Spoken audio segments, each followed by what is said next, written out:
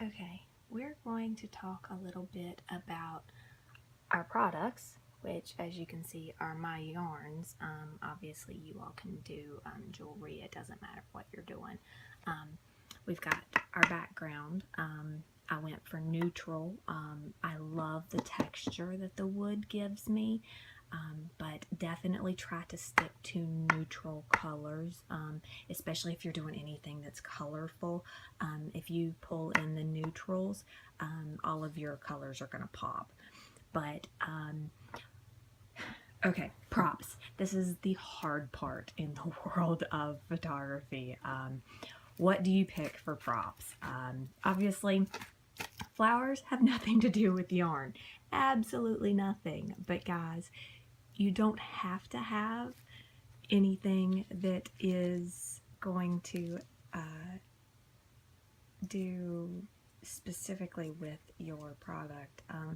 I am marketing my yarn to individuals that are typically females that like to decorate, like to make their homes prettier, like to make their lives prettier.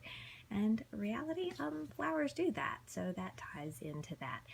That is what you want to look for. Pull in props that are going to speak to your perfect customer. Not necessarily just props that have to do with your product.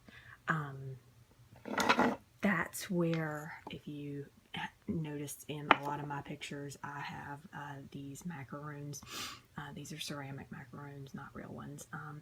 But again, I'm marketing to a demographic that likes to cook. They have a family. Maybe perhaps they want to do a birthday party and they've got a little kid that loves macaroons. They've also got a birthday party that they want to possibly knit their little girl some mittens. Hence, same demographic. That's what you want to tie into.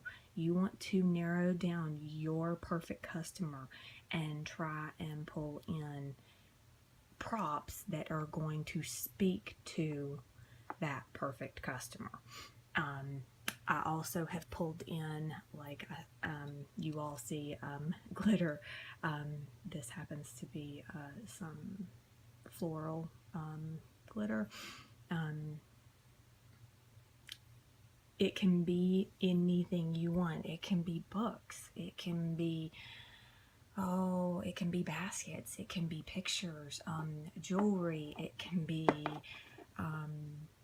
say you're a jeweler and you want to do really close-up work. This is where your florals are going to come in, because look at this. If you have a really teeny tiny necklace, ta-da, put that necklace right up in there and you've got a really close-up of that necklace.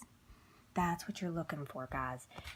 You want the necklace to shine, not necessarily the props. They're just there as pretties, not to shine the brightest.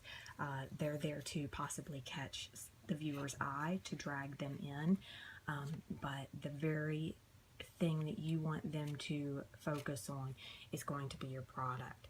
So I'm going to actually try and set this up so that while there are props, the focal point is going to be the yarn, and that's what's going to draw your eye in the picture.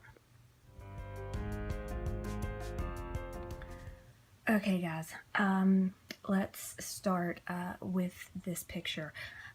Setting this picture up, I want this yarn to be the focus, and I'm actually going to utilize part of our tools. This is part of how we skein our yarn. It's called a nitty knotty, and it helps us skein the yarn once we've spun it, and then we pull this off. It comes off this end. We pull this off, and that's how we skein it, and then we tie it. But to do this, we are going to, if you can see this, this is where part of where we tie it, and we do this so that when you get the skein of yarn, it doesn't fall apart on you. But I obviously don't want that to be in our picture because it's not very pretty. So we are going to make sure that is in the back of our image. So we're going to slide that in the back. Now, because I'm going to be taking this picture from this angle, you won't see any of that, okay? Now, this image, this skeiny yarn is a really thin skeiny yarn. I'm actually going to double this up because I want it to be a little chunkier or be a little more substantial in the image. And you're allowed to play with things like that, guys. That's the whole point. It's an image. Play with your products. Okay, we have now hidden all of that stuff back there beautifully, but we can still see the yarn, right? Whoops, I'll fix that. Okay, next prop, flowers. Again, we don't want that to be the focal point, so we are going to try perhaps sitting it down here.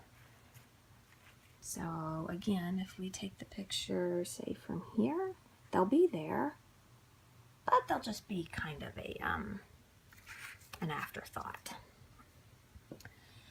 And we're gonna do some of our confetti glitter. In this case, it happens to be a floral confetti and glitter. This one's gonna be a little harder with me doing this one-handed, guys, so bear with me, okay? Okay. I placed that off camera, sorry guys. I needed to do that two-handed, so just so you can see, this is what I did. I added in a little bit of movement to that so that it mimicked this movement to help draw attention again. That's just me guessing that it might help. Now we are going to, let's see, we got some purples, we got some greens. We're going to pull in some yellows and see how we like that.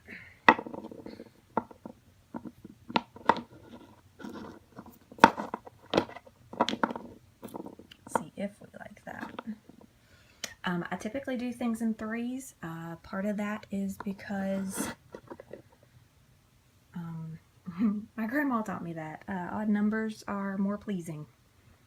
And then I'm going to throw in my little scissors.